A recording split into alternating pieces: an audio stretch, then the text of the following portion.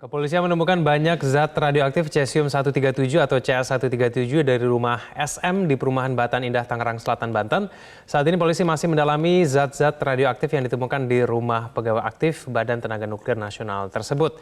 Untuk mengetahui mengapa zat radioaktif bisa lolos disimpan warga dan kemudian bagaimana penyelidikan sementara yang dilakukan oleh petugas kepolisian, sudah bergabung bersama kami ada Sekretaris Utama Bapeten Hendrianto Hadi Cahyono. Pak Dudit, selamat pagi. Terima kasih telah hadir bersama kami. Nanti juga akan bergabung bersama kami ada Kepala Bagian Penerangan Umum Divisi Humas Polri, ada Kombes Pol Asep Adi Saputra yang akan bergabung, masih dalam perjalanan. Tapi saya ke Pak Dudit dulu. Pak Dudit, tanggapan dari Bapeten sendiri bahwa sudah ada penemuan baru, Pak Dudit, bahwa ada satu karyawan aktif yang juga tinggal di perumahan yang sama dan diduga kuat dia yang kemudian melakukan dan bahkan menyimpan zat-zat radioaktif ilegal. Bagaimana Pak dari Bapeten menanggapinya? Ya, pertama kami juga sangat menyesalkan kejadian tersebut karena ya memang udah diatur udah cukup lama.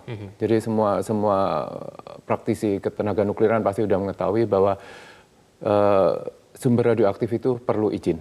Jadi tidak boleh seorang pun atau satu usaha apapun yang bisa menguasai zat radioaktif tanpa izin dari Bapeten. Sudah pasti dia ilegal begitu melakukan kegiatannya. Jadi itu didukung oleh undang-undang maupun beberapa peraturan pemerintah. Jadi itu udah, dan itu pun juga sudah cukup lama. Jadi itu bukan peraturan-peraturan atau regulasi yang baru, tapi itu udah regulasi yang cukup lama. Semua karyawan Batan pasti tahu betul begitu ya mengenai peraturan itu ya? Ya, saya kira tidak hanya karyawan Batan, tapi semua praktisi, karena praktisi ketenaga nukliran itu kan nggak hanya Batan.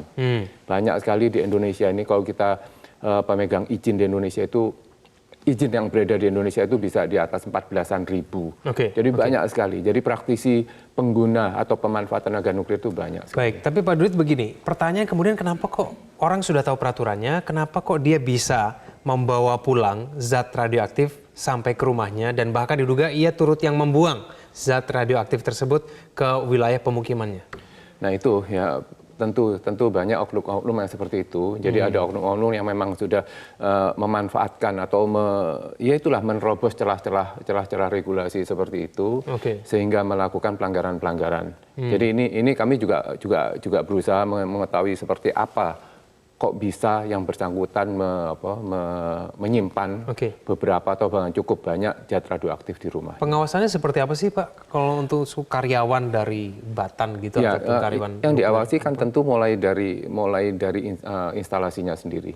Jadi dari instalasinya, SOP-nya. Jadi di instalasinya itu ada proteksi fisik, ya kan. Jadi zat keluar masuk dari fasilitas itu pasti udah terdeteksi, udah pasti tercatat. Nah ini mungkin saja dugaan kami sementara ini itu memang adalah pelimbahan. Jadi biasa kalau misalkan pemanfaatan tenaga nuklir di mana zat radioaktifnya sudah berkurang, sudah tidak efektif lagi, itu perlu dilimbahkan. Nah proses pelimbahan inilah yang mungkin dimanfaatkan oleh yang bersangkutan. Memangnya bisa dimanfaatkan untuk apa sih? Saya tidak tahu, jadi itu apapun, tapi mungkin aja dari beberapa limbah itu entah diapakan oleh anak ini ya, itu terus nanti apakah akan digabung dengan sumber yang lain atau apapun sehingga menjadi besar. Kita nggak tahu, kita sedang mencari, sedang menginvestigasi apa motif dari SM ini. Lalu kemudian jadi muncul dugaan nih Pak Dudit, wah jangan-jangan nggak cuma SM aja nih yang kemudian bisa membawa zat radioaktif ke rumahnya, jangan-jangan ada yang lain. Nah ini kemudian bagaimana bisa mengawasi dan meyakinkan publik bahwa memang hanya SM saja, tidak kemudian ada orang-orang lain yang juga melakukan hal serupa? Ya oleh karena itu kita saat ini di satu sisi di Bapeten saat ini kita sedang mengecek semua data-data apa saja yang pelimbahan tersebut dan sampai di fasilitas penyimpanan limbahnya. Sebenarnya kita sekarang sedang mengecek itu semua. Jadi dari data, karena itu semua tercatat. Jadi kita bisa melihat dari data-data tersebut. Di sisi lain mungkin saja ada sumber-sumber yang tidak masuk ke dalam sistem kita. Entah itu buatan sendiri, kreatif seperti tadi ya, dipecah-pecah seperti itu. Nah oleh karena itu kita akan perlu bantuan dari pihak kepolisian untuk investigasi hal tersebut. Pak Dudit, seberapa berbahayanya sih sebetulnya zat radioaktif yang kemudian dibawa pulang ini oleh SM ini? Kalau dilihat dari aspek kesehatan, dari aspek dampak keselamatannya sendiri, kalau kita lihat memang sumber-sumbernya itu sudah kecil. Jadi kalau dilihat kita sudah melakukan pengukuran di luar rumahnya itu sudah kecil. Dari aspek keselamatan ya, dari aspek keselamatan ke ke lingkungan itu di luar rumah itu udah kecil paparannya. Udah mungkin 2 kali 3 kali dari normal latar belakang. Tapi di dalam rumah besar sekali. Nah, sedangkan di rumah itu kan juga di dalam rumah itu ada keluarganya. Ya. Jadi satu dari aspek keselamatan itu sangat berbahaya bagi keluarganya yang tinggal serumah di situ atau misalkan tamu yang masuk ke situ. Tapi kalau keluar dari rumah itu memang relatif kecil. Tapi itu dari aspek keselamatan. Kan kita juga berpikir juga masih aspek keamanannya. Kok bisa? Nah, itu yang sekarang yang menjadi investigasi kami. Baik, Pak Dudit, kita akan lanjutkan lagi dialog kita di segmen selanjutnya. Kita harus jeda dulu, pemirsa jangan kemana-mana, kami akan kembali usai jeda. Kembali bersama kami di Metro Pagi Prime Time, sudah bergabung bersama kami ada Kepala Bagian Penerangan Umum Divisi Humas Polri, ada Kombes Pol Asep Adi Saputra. Pak Asep, selamat pagi, terima kasih telah hadir bersama kami di Metro Pagi Prime Time. Pak Asep, pagi, Mas Agang. Perkembangan terakhir Pak, mengenai hasil penyelidikan terhadap SM ini yang merupakan warga perumahan Batan Indah yang juga diduga membawa radioaktif bahkan ke rumahnya. Bagaimana Pak? Sampai dengan hari ini SM masih berstatus saksi dan terus kita lakukan penyelidikan yang lebih mendalam kepada yang bersangkutan. Masih berstatus saksi Pak ya? Ya, betul. Tapi apakah saksi ini mengakui bahwa ia yang membuang radioaktif ke perumahan Batan Indah dan memang membawa pulang zat radioaktif yang tadi sempat saya diskusikan dengan Pak Dudit itu sebetulnya kegiatan ilegal Pak? Mengakui? Saat ini yang paling signifikan kita dapatkan dari hasil pemeriksaan itu adalah bahwa yang didapat dari rumah SM ini positif sama dengan bahan yang ada di tempat pembuangan itu. Nah, kemudian yang bersangkutan dapat dari mana itu juga masih dalam pendalaman kita. Ya. Tapi apakah ada pelanggaran hukum Pak yang sudah diketahui dan diduga dilanggar oleh SM ini Pak? Pastinya begitu, karena mengingat zat radioaktif ini termasuk barang berbahaya dan dilindungi, tentunya ada prosedur-prosedur yang harus ditaati berdasarkan undang-undang. Nah, saudara SM ini kan menyimpan gitu ya, dan mengelola atau juga menggunakan zat radioaktif ini tanpa ada izin. Tentunya potensi sekali dia melanggar hukum.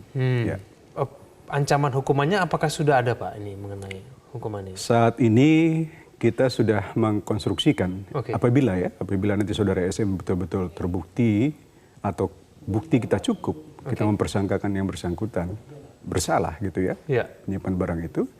Di Undang-Undang Nomor 10 tahun 1997 tentang ketenaga nukliran telah diatur. Khususnya di pasal 42 dan 43. Di mana ancaman hukumannya 2 tahun dan dendanya sampai 100 juta. Pak Asep, apakah SM ini melakukan kegiatan membawa pulang zat radioaktif hanya kasus ini saja, ataukah ada dugaan selama ini dia pernah melakukan hal serupa sebelum-sebelumnya, Pak? Hasil penyelidikan kita, saudara SM ini juga kan melakukan praktek atau pelayanan dekontaminasi ya. Jadi dengan diketemukan zat radioaktif CS137 dan ada beberapa juga zat radioaktif, sementara kita menduga bahwa praktek ini juga sudah dilakukan cukup lama. Sehingga dengan itu tentunya diduga juga dia tidak bekerja sendiri. Nah, oleh karenanya masih terus dalam penyelidikan kita. Oke, cukup lamanya 5 tahun, 10 tahun atau berapa tahun Pak dugaannya? Ya, kurun waktunya belum bisa kita tentukan, tetapi dari mekanisme kerja yang ada dan praktek yang dia lakukan kita menduga seperti itu. Baik, Pak Dudit, motifnya apa Pak? Apakah sudah mohon maaf ke Pak Asep, motifnya apa nih Pak? Saya kira yang paling dekat mungkin ya ini adalah motif ekonomi yang melatar belakang dari kemampuan yang bersangkutan. Karena yang bersangkutan ini kan masih karyawan aktif di Batan ya.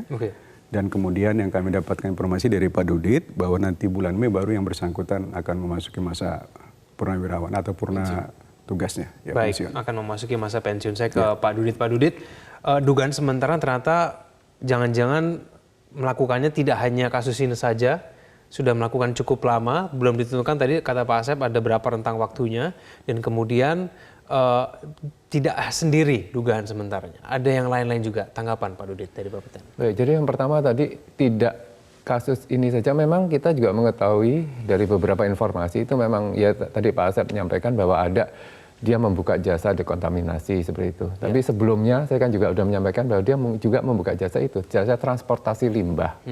Nah, hal seperti itu. Nah, hal itulah yang bisa membuka kemungkinan bagi yang bersangkutan melakukan hal ini. Jadi bisa, ya misalnya transport limbah, misalkan dia ngambil dari dari Sumatera misalkan mau ke Batan. Ya mungkin aja sampai di Jakartanya udah terlalu malam. Mungkin saja dia disimpan dulu di rumah, besoknya baru ke Batan. Mungkin seperti itu. Tapi kan itu berarti jeda waktunya paling 1-2 hari. Oh ini udah berlama. Nah ini saya kira beberapa modus sehingga dia bisa melakukan hal tersebut. Kalau masalah berapa lama, saya juga udah menduga ini, dugaan saya juga ini udah lama. Karena kok dilihat dari beberapa zat radioaktifnya, itu ada beberapa barang bukti itu yang aktivitasnya udah sangat rendah. Artinya itu udah tersimpan, jadi udah karena zat radioaktif itu kan meluruh terus aktivitasnya. Nah ini semakin lama dia akan semakin. Nah ini ada beberapa yang udah kecil-kecil sekali. Baik. Pak Dudit, tapi kan ini juga menunjukkan bahwa pengawasan jangan-jangan selama ini memang longgar. Kalau kita sekarang berasumsi bahwa tidak hanya SM saja yang melakukan kegiatannya, jangan-jangan ada karyawan lain di Batan juga yang juga melakukan hal serupa dan bahkan dia membuka jasa online begitu, dekontaminasi dan segala macam. Bagaimana Pak? Ya saya kira pengawasan kita udah sangat rigid ya. Udah sangat ketat bagi pemegang izin, dia harus melepas kapan dia harus melimbahkan dan itu harus tercatat dari kami. Setelah dilimbahkan dia juga harus memperoleh berita acara telah dilimbahkan, baru kita menerbitkan pemberhentian usaha zat radioaktif tersebut. Jadi harusnya udah sangat ketat. Tapi ya dengan ketentuan-ketentuan yang udah ketat seperti itu masih ada juga bisa diterobos oleh oknum-oknum seperti ini. Jelas dari kami di Bapeten dengan kasus ini kami udah langsung bongkar semua regulasi kita ingin melihat di mana yaitu loophole-nya sehingga kita harus tutup hal-hal seperti ini. Ya masalah untuk dia untuk yang melakukan hal ini saya kira itu mungkin menurut Pak Asep tadi mungkin ada temannya atau lebih dari ini, tapi saya kira nggak banyak. Pertama dia harus punya kompetensi, punya keahlian hal tersebut. Itu nggak banyak di Indonesia yang punya kompetensi untuk. Yang kedua dia harus berani. Harus 2 hal, karena itu luar biasa harus berani. Saya terus terang meskipun saya bisa melakukan hal itu, saya nggak berani. Apalagi itu di rumah dengan bersama anak dan istri. Jadi 2 hal itu mempersempit mungkin nggak banyak orang yang berani melakukan itu atau melakukan hal tersebut. Ya mungkin dia juga sudah yakin kalau itu tidak akan membahayakan keluarganya begitu hingga sampai ke rumah begitu ya Pak Dudit ya? Dia harusnya tahu bahwa itu membahayakan. Oke baik, Pak Asep, apakah SM ini sudah ditanya Pak? Ini caranya ia kemudian membawa pulang zat radioaktif, yakin bahwa tidak akan memberikan efek dampak kepada keluarganya. Apakah sudah sampai di situ Pak penyelidikan kepolisian? Ya, nyambung dari Pak Dudit tadi ya, bahwa yang bersangkutan ini kan punya kemampuan tersendiri. Karena Pak Dudit saja mengatakan beliau bisa, tapi risiko itu kan menjadi sebuah perhitungan gitu ya. Jadi itu kita sudah tanyakan. Dan dia juga sudah memahami tentang risiko itu. Saya kira sebagai sebuah perbuatan melanggar hukum, sekali ini walaupun dia kecil terorganisir ini. Karena tentunya ada penyedianya, ya, penampungnya. Kemudian nanti juga akan ada yang menggunakannya. Apalagi dia juga sebagai transporter, Pak ya. Ini kan menjadi sebuah bentuk ya kejahatan yang memang sempurna. Mulai dari yang menyediakan, yang mengangkut, menyimpan, dan nanti pada akhirnya ada yang menggunakan. Terlebih lagi dia bukan hanya itu. Jasa dekontaminasi ini menjadi sebuah jasa yang perlu keahlian tersendiri dan orang-orang yang membutuhkan itu pun juga keperluannya tersendiri begitu secara spesifik ya. Pak Dudit, kejahatan yang sempurna katanya Pak. Ada dari hulu ke hilir itu ada semua. Nah, bagaimana kemudian Bapeten punya strategi ke depan nih Pak, supaya kemudian bisa mengurangi bahkan mau betul-betul menghilangkan mengenai kejahatan yang sempurna ini Pak. Gitu ya. Ya jelas, kami saat ini yaitu saya sebutkan kita coba bongkar karena sebenarnya sistem perizinan kita itu mulai dari lahir sampai mati itu diatur. Jadi mulai misalkan barang dari luar negeri itu perlu izin import. Jadi perlu izin import. Jadi tercatat semua terus sampai dia pada waktu dilimbah artinya dimatikan, udah mati gitu. Atau skema yang kedua adalah dia begitu udah selesai direekspor. Limbahnya itu diekspor nggak di Batan. Ada skema yang dimana produksi dalam negeri. Ya mungkin yang dimaksud Pak Asep tadi mungkin aja ada yang produksi dalam negeri. Di produksi dalam negeri ini pun juga ada izinnya mulai diproduksi, tercatat di kami, dialihkan untuk pemanfaatan ada izinnya juga. Jadi sebenarnya sistem perizinan sudah tercatat semua. Cuman dia itu kok masih bisa ada yang lobang. Nah ini yang kita saat ini juga harus bongkar regulasi kami. Jadi SOP-nya kita coba cermati di mana kok bisa hal-hal seperti ini bisa lolos dari sistem Baik, perizinan kami. ada celah mungkin yang mungkin diketahui dari pihak kepolisian yang mungkin dimanfaatkan pelaku nih, Pak Asep? Saya kira dari penjelasan Pak Dudut ini menggambarkan bahwa tentang zat radioaktif ini punya regulasi yang sudah begitu ketat, Pak ya. Tetapi sekali lagi loophole tadi ya, yang beliau sudah akan pelajari bersama teman-teman di Bapeten, di mana nih kira-kira celahnya begitu. Ya.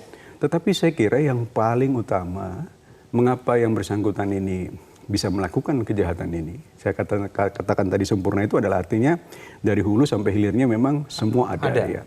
Pemerannya ada, aktornya ada begitu ada. Karena tadi supply and demand itu demand harus ada semua ya. Nah ini loophole tadi yang akan dipelajari. Nah sebagai orang yang ahli di dalamnya, pertama dia memahami regulasinya Pak ya.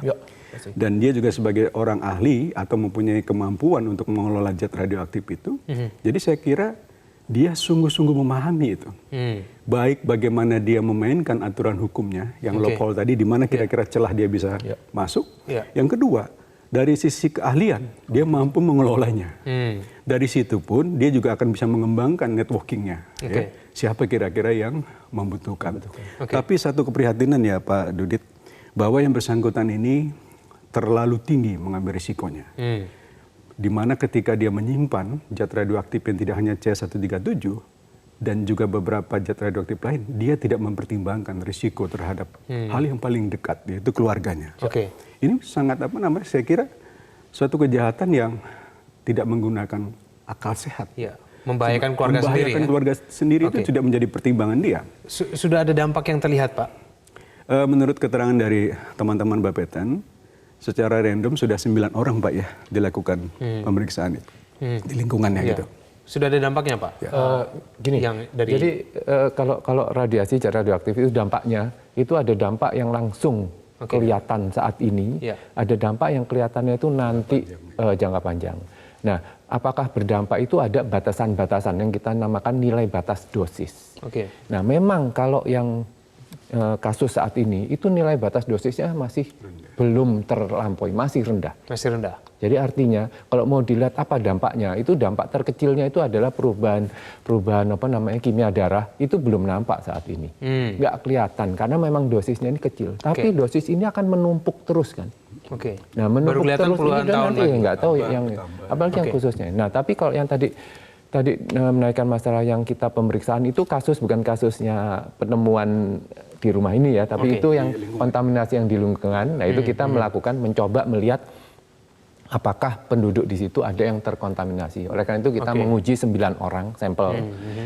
Itu kita uji WBC namanya. Nah, itu kita lihat seberapa besar kontaminasi yang ada. Ternyata dari 9 itu yang terukur hanya 2 orang, yang 7 tidak. Nah, 2 orang ini terukur pun kita lihat, itu kita bandingkan dengan NBD tadi, itu jauh di bawah. Jadi seperti tadi pagi, sebelumnya saya sampaikan bahwa ini untuk aspek keselamatan, itu mungkin rendah. Baik, sekarang pertanyaannya begini Pak, karena kan semua orang tidak hanya kemudian di Tangerang Selatan, tapi orang akhirnya bertanya-tanya, wah jangan-jangan di lingkungan rumah saya ada juga yang melakukan hal serupa, tapi kemudian nggak ketahuan. Nah, bisa nggak Bapeten memastikan bahwa memang ini kejadian paling tidak yang terjadi di Tangerang Selatan ini, di Batan Indah ini, akan terus dilakukan monitor, pengawasan, sehingga kemudiannya bisa betul-betul memastikan bahwa paling tidak di Tangerang Selatan saja betul-betul aman, Pak?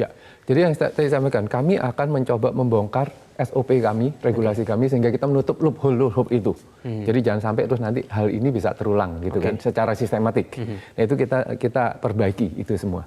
Nah, yang kedua, kita juga akan menambah alat ukur kami.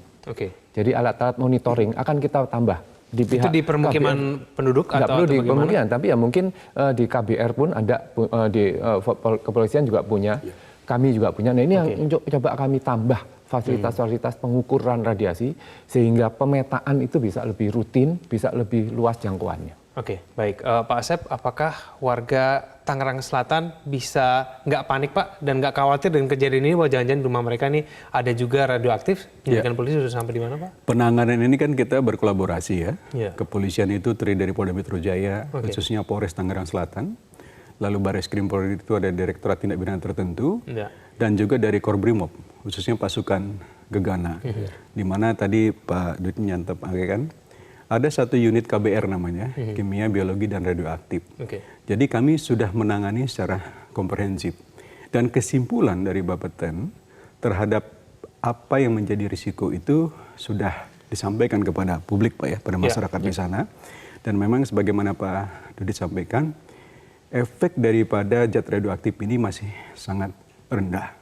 Dan itu sudah kita beritahukan kepada masyarakat setempat dan alhamdulillah itu bisa dipahami dan kemudian tidak menimbulkan sampai sebuah kepanikan. Baik, kita akan tunggu perkembangan penyelidikan dari pihak kepolisian dan juga pengawasan yang lebih ketat dari Bapeten untuk kemudian zat radioaktif ke depannya. Terima kasih Pak Asep telah bergabung sama kami, Pak Dudi juga terima kasih telah bergabung sama kami di Metro Prime Time. Pemirsa jangan kemana-mana, kami akan kembali dengan berbagai informasi penting lainnya usai jeda berikut ini.